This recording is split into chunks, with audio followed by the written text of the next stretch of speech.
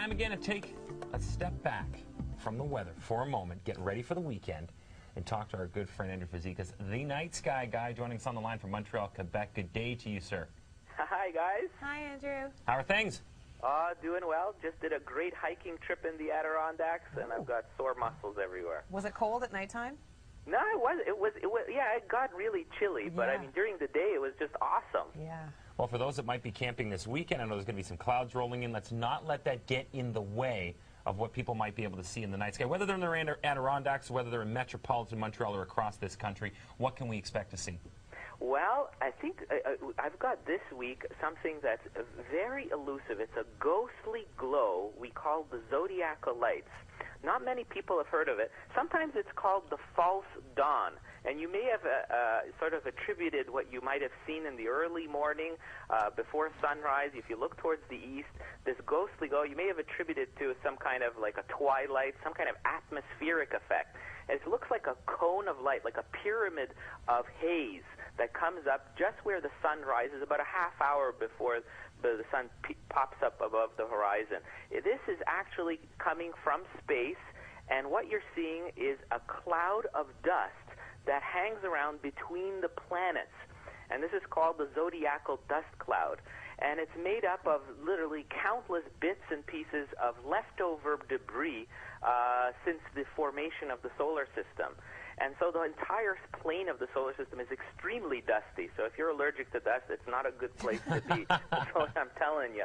So what you're seeing is this dust reflecting the sunlight. And it only happens twice a year for a couple of weeks. And we're just heading into that time where in the early morning hours you can see this cone of light caused by the zodiacal light. So it's you just have to get up, look towards the east. You got to be in a dark location away from the city. So if you're camping, that's a great chance to do it if you're outdoors. All right. Oh, that's pretty cool.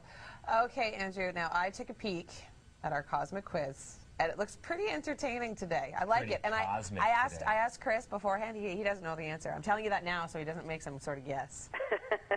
Well, this did make headlines earlier this year, but here's the question. Which rock guitarist earned his Ph.D. studying the zodiacal lights we just talked about? Could it have been A, Eddie Van Halen from Van Halen, B, Brian May from Queen, or how about Joe Perry from Aerosmith?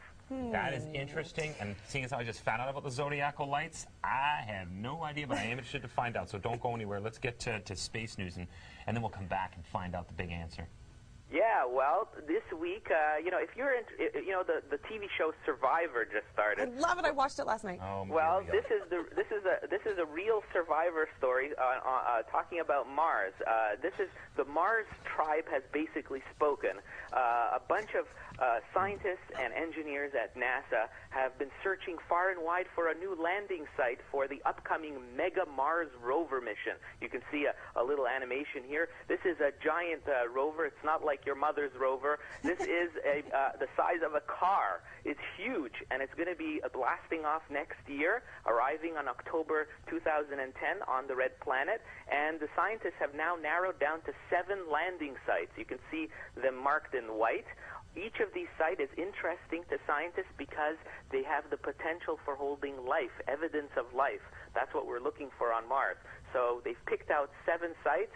The Mars tribe has basically narrowed it down to 7, and the final cut is going to happen in April. So stay tuned. All right. You know what? Because we're running out of time, I do want to get to the end of the. I want to get back to the answer. The cosmic quiz question today was which rock guitarist earned his Ph.D. studying zodiacal lights? It was either Eddie Van Halen, Brian May, or Joe Perry of Aerosmith. What's our answer?